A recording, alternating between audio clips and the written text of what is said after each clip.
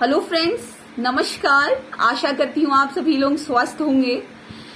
आज मैं आप सभी लोगों के बीच एक इम्पोर्टेंट टॉपिक के ऊपर डिस्कशन करने आई हूँ और वो जो इम्पोर्टेंट टॉपिक है वो उत्तराखंड ज्योग्राफी से रिलेटेड है। ठीक है। और आई थिंक जो लोग उत्तराखंड में गवर्नमेंट एग्जाम की तैयारी कर रहे हैं, चाहे वो यूके SSS की एग्जाम हो या कोई अदर गवर्नमेंट एग्जाम हो, उसकी तैयारी कर रहे हैं, तो ये वीडियो उनके लिए भी काफी बेनिफिशियल है।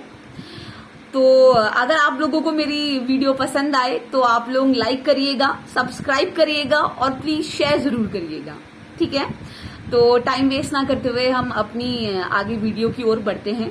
जो हमारा आज का टॉपिक है, जैसा कि मैंने आपको बताया था, उत्तराखंड ज्योग्राफी से रिलेटेड है। उसमें जो टॉपिक है वो है उत्तराखंड परिवहन, यानी कि उत्तराखंड ट्रांसपोर्टेशन के बारे में। ठीक है। और मैं आपको स्टार्टिंग में एक चीज क्लियर कर दूं, जो मेरी वीडियोस रहती हैं वो ब्रीफ में रहती हैं, शॉर्ट होती हैं, ज्यादा डिटेल में मैं नहीं जाती हूँ। वो इसलिए नहीं जाती हूँ क्योंकि ग्रुप सी और जो ग्रुप डी है उसमें MCQ क्वेश्चंस आते हैं और मेरी जो वीडियोस हैं वो MCQ बेस्ड होते हैं। मतलब जो इम्पोर्टेंट क्वेश्चन है MCQs में के रूप में आते हैं वो सारे कवर अप हो जाते हैं। तो वन लाइनर कह लीजिए, वन लाइनर जो क्वेश्चन होते हैं उन्हीं को ध्यान में रखते हुए मेरी वीडियोस बनती है।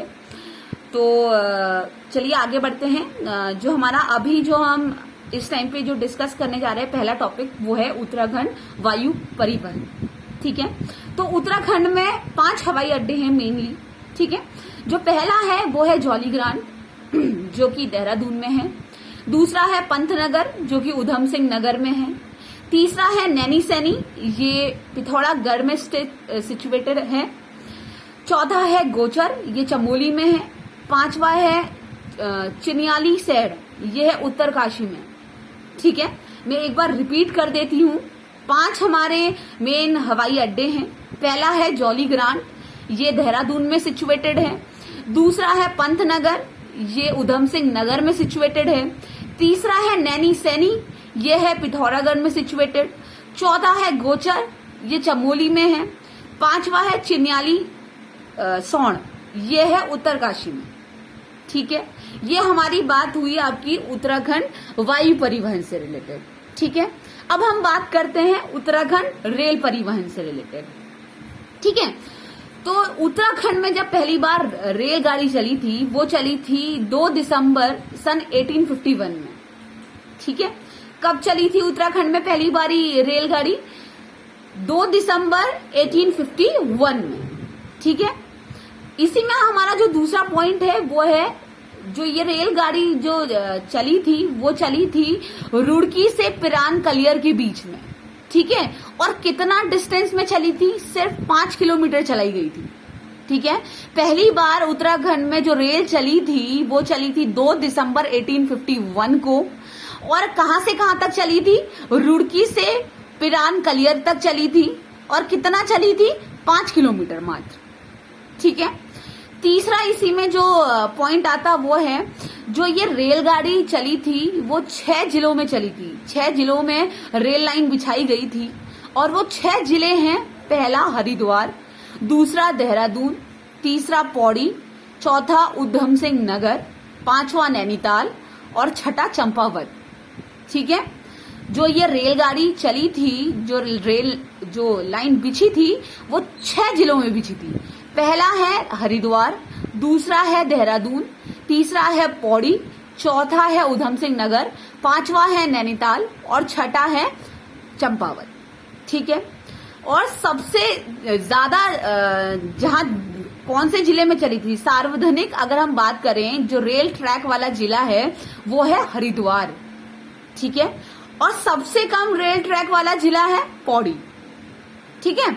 जो सार्वजनिक रेल ट्रैक वाला जिला है वो है हरिद्वार और सबसे कम रेल ट्रैक वाला जिला है वो है पौड़ी। ठीक है।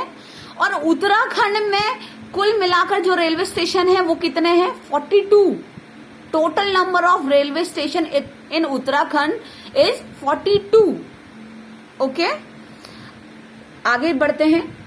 जो सबसे उत्तराखंड का जो सबसे प्राचीन रेलवे स्टेशन है, जो सबसे पुराना रेलवे स्टेशन है वो है काठगोदाम रेलवे स्टेशन। ठीक है। कौन सा है? Kathgodam railway station. दूसरा है देहरादून रेलवे स्टेशन। यह है उत्तर रेलवे जोन का लास्ट स्टेशन, लास्ट डेस्टिनेशन भी कह सकते हैं आप, लास्ट स्टेशन। ये कौन सा है? Dehradun railway station. यह है उत्तर रेलवे जोन का लास्ट स्टेशन, ठीक है। उसके बाद आती है हरिद्वार रेलवे स्टेशन की बारी।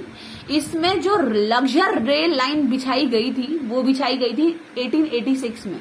हरिद्वार में जो लग्जर रेल लाइन बिछाई गई थी वो कब बिछाई गई थी? 1886 में। समझ आ गया? अब आगे बढ़ते हैं। जो हमारा नेक्स्ट टॉपिक है वो है सड़क परिवहन, ठीक है।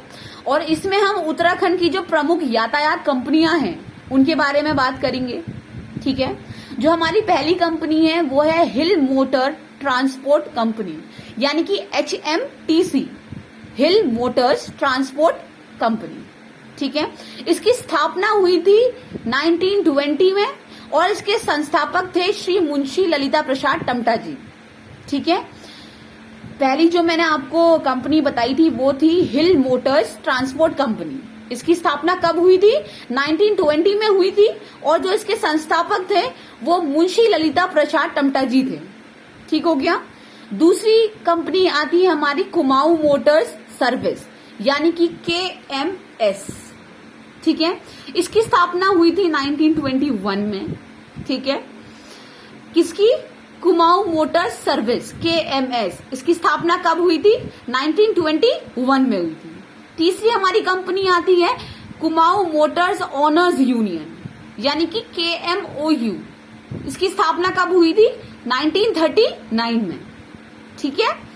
चौथी हमारी जो कंपनी आती है वो है कुमाऊं आदर्श मोटर्स यातायात कोऑपरेटिव सोसाइटी लिमिटेड। मैं फिर से रिपीट कर देती हूं, कुमाऊं आदर्श मोटर्स यातायात कोऑपरेटिव सोसाइटी लिमिटेड। इसकी स्थापना हुई थी 1964 में, ठीक है। कहाँ हुई थी? रामनगर में हुई थी।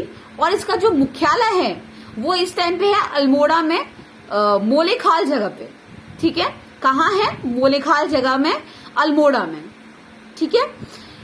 नेक्स्ट जो हमारा आता है वो है गढ़वाल में जो यातायात कंपनी है उसके बारे में हम बात करते हैं, ठीक है। सबसे पहली जो कंपनी है वो है गढ़वाल मोटर्स ओनर्स यूनियन, यानी कि GMOU, ठीक है। इसकी स्थापना हुई थी 1941 में, ठीक है। और कहाँ हुई थी?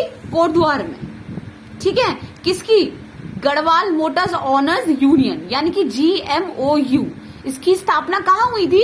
1941 में हुई थी और कहाँ हुई थी? कोटद्वार में हुई थी, ठीक है। नेक्स्ट कंपनी है हमारी गढ़वाल मोटर्स ट्रांसपोर्ट कंपनी। इसकी स्थापना हुई थी 1944 से 45 के बीच में, ठीक है। नेक्स्ट जो हमारी कंपनी है वो है Garhwal Motors users cooperative transport society limited.